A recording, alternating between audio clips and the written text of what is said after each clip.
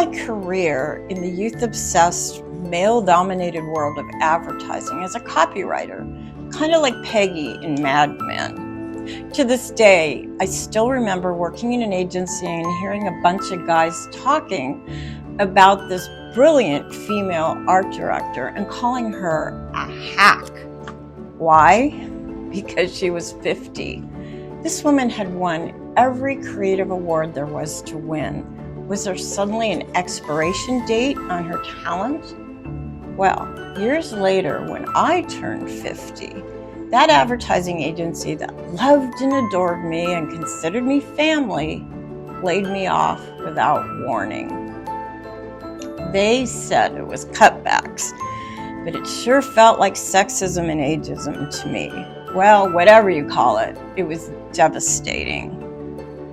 I had worked for over 25 years, climbing the corporate ladder and zipping up parts of my true self in order to become the only female senior vice president creative director at one of the largest ad agencies in Los Angeles.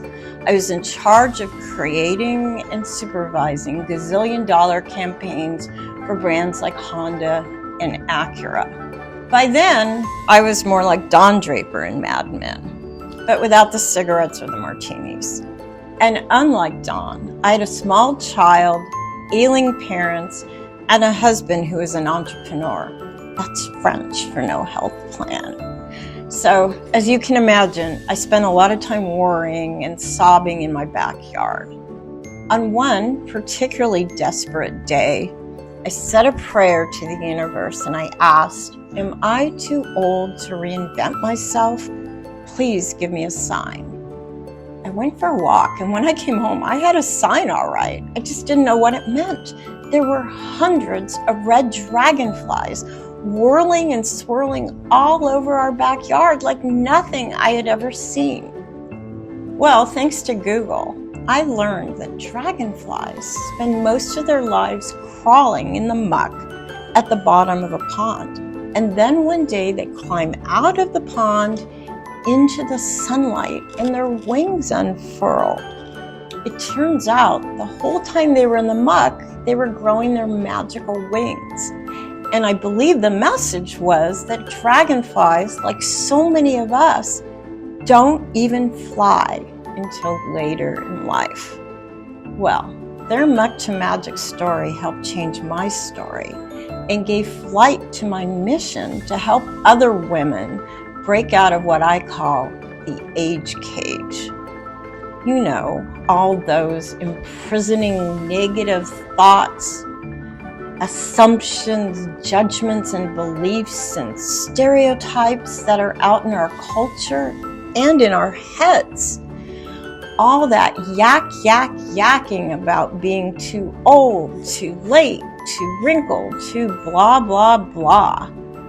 Why is it that aging men in our culture are considered distinguished and women are diminished?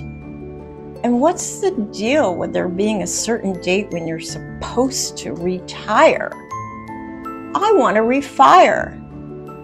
Well, I believe it's time we rebrand aging and embrace it as a process of becoming more of who we are, not less of what we were. And you know what?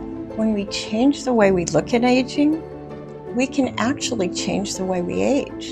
And that's not just a bunch of woo-woo. There's a study out of Harvard that proves that people with a positive attitude about aging live up to 7.5 years longer than those with a negative perception. So I say, let's age like the dragonflies. Let's rise up from the muck of old thinking and limited beliefs into the magic of new possibilities. And I'm here to tell you, it's never too late. It took a while, but I had my first book published and my first solo art show at 65. So, no matter what your age is, I know for a fact, you have gifts to share, dreams to live, and your own unique light to shine in a world that really needs it. It's never too late to grow your wings and soar.